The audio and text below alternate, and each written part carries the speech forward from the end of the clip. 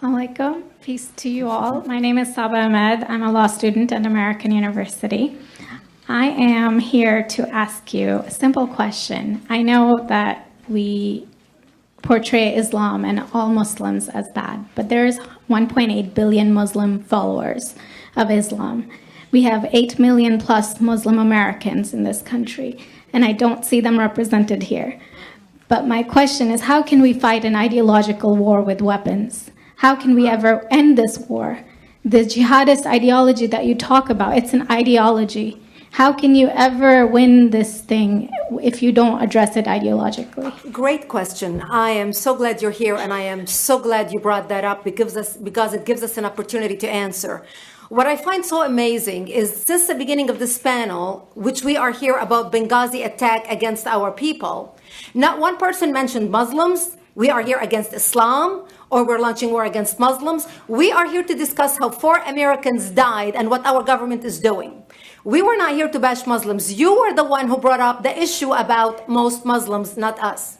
And since you brought it up, allow me to elaborate with my answer. There are 1.2 billion Muslims in the world today. Of course, not all of them are radicals. The majority of them are peaceful people.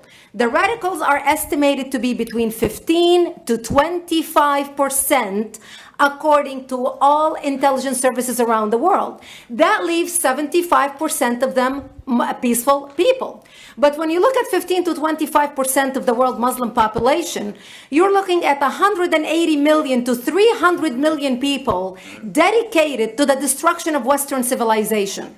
That is as big of the United States. So why should we worry about the radicals, 15 to 25%?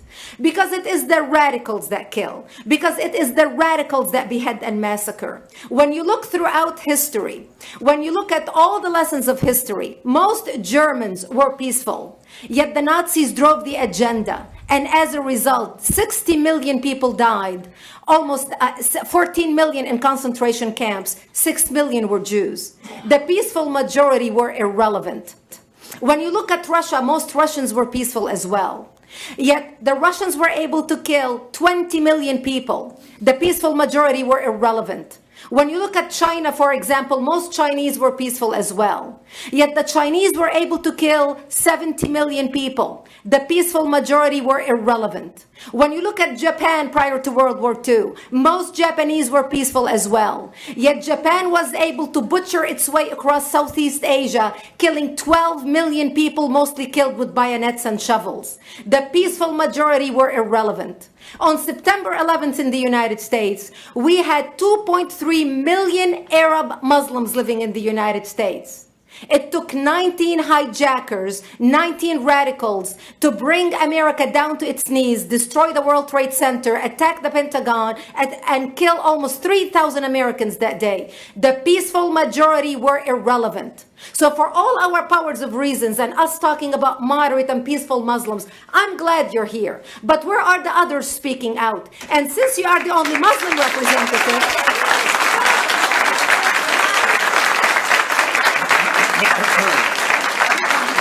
save the applause till the end.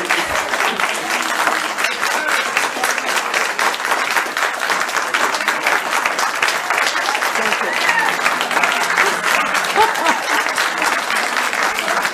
Thank you. And since you're the only Muslim representative in here, you took the limelight instead of speaking about why our government, and I assume, are you an American?